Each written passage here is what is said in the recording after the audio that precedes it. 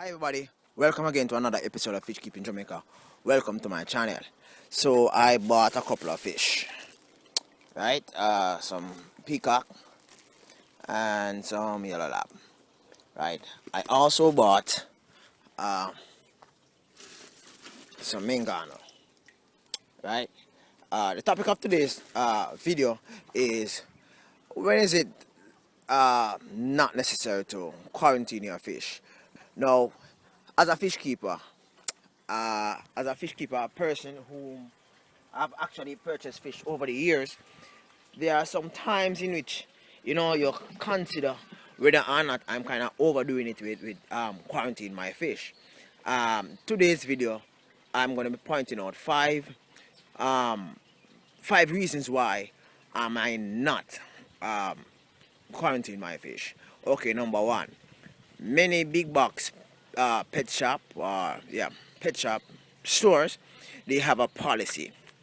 Yeah, big box have a policy where which if you have actually brought your fish home and your fish is found to be sick, or it actually die within a certain time frame, you can actually carry it back and you can actually get another, right? And I think some even have go as far as having the policy where in which if you have proof that the illness have actually spread to other aquariums, or the other systems in which you have, you will be compensated for that.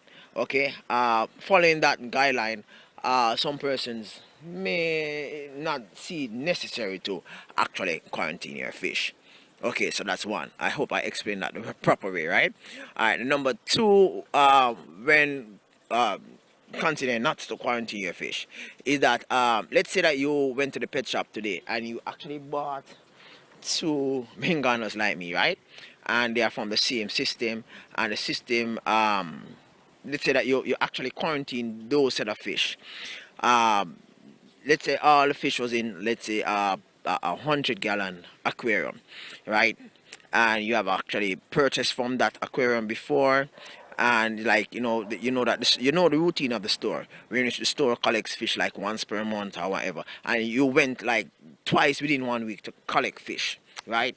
Now, after you have twice within 2 weeks to collect fish, after you have quarantined a set of fish from the same aquarium, and you have actually returned for some more of that same fish, you could say that it would be like not necessary for you to quarantine the second set of fish in which you actually purchase, because really and truly all fish that actually that was into that one aquarium would more than likely be ill from the disease or the infection or the ailments in which that fish might have had, if any, right? Some persons might debate with me on this one, but it's a principle, right? It's a principle, and it's actually saves time and money, if you know what I mean, right?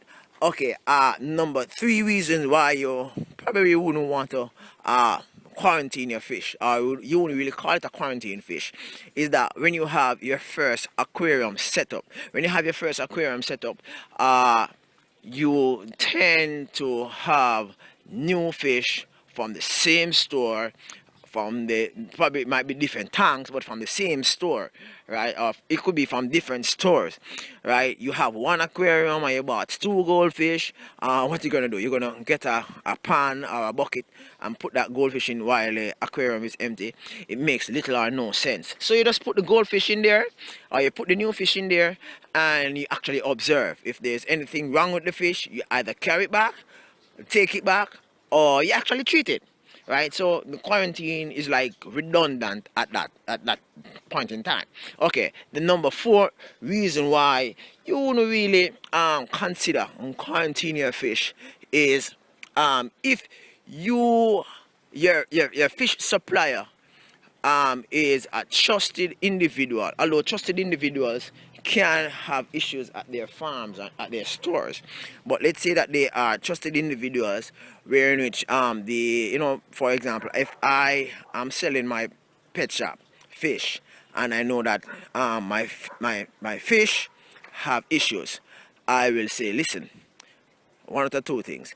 I will sell it at a discount rate and you actually medicate the fish, or I will medicate the fish and then I sell it at a normal rate, right? But there's some discussion there. So therefore, if I am knowledgeable of my supplier as to where he or she actually gets his or her fish from, knowing that he takes very good care of his fish, well, you do that way. For example, I have been shopping at the same store for years for fish, so therefore,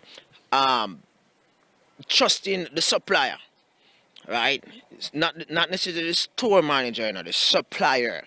For example, you know that the goldfish dealer, or should I say supplier, is going to be coming on Thursday, right? Yeah, you probably might have a conversation with him over the phone. 'Cause I have his number, so you communicate with him and you actually get it. You go through the store process. Yeah, you don't want to go through the back door. You get it, right? And then now you practically purchase the fish right as it enters into the system, right? That is one of the reasons why I wouldn't really quarantine fish. Okay, another reason why quarantine fish, you might say that it's no biggie, is when you actually get a set of fish, or should I say a fish collection, some fish from a trusted friend where you know about the system. For example, let's say myself and Funk was living nearby and I'm moving, right? And I know everything about Funk fish, Funk know everything about my fish, and should I say, no, he took my fish because I'm moving, and where I'm moving to, I don't have enough space to keep all my fish, right? I know about his fish, so therefore I just put them in my system. I don't need to quarantine. Hit me up below in the discussion section. Let me know what you think. Always open for dialogue. Thank you very much for stopping by. Have a wonderful day. Bye bye.